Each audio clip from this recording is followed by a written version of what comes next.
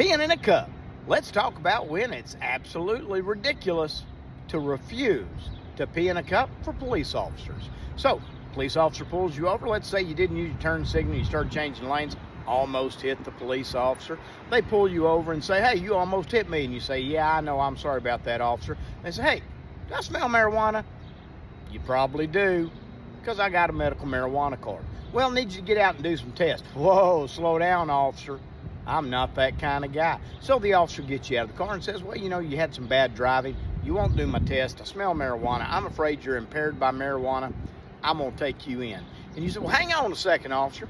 Now, I haven't had anything to smoke, eat, in a long time. It's been like 6 hours.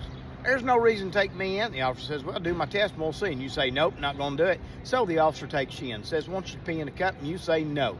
I'm not going to pee in a cup for you, officer. I ain't going to whip it out. I'm not doing any of that. You just put me in jail and I'll take my day in court. Well, that seems like the right thing to do, right? Nope.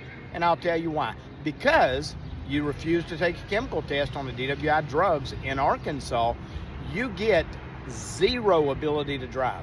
That's right. You don't get a work permit.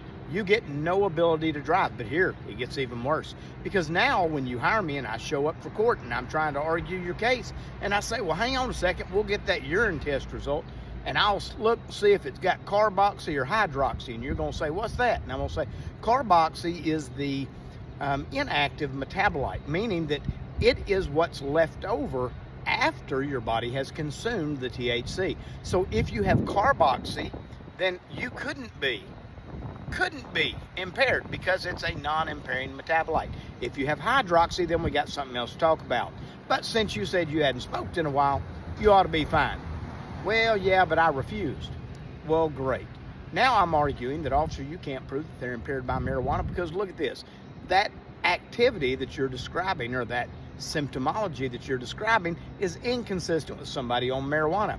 Yeah, but you know what? He was on other drugs too. Well, what makes you think that? Well, he didn't take my chemical test, and we already knew he had marijuana in his system. So why wouldn't he take it? He already knew marijuana would show up. We all did, because we found his card.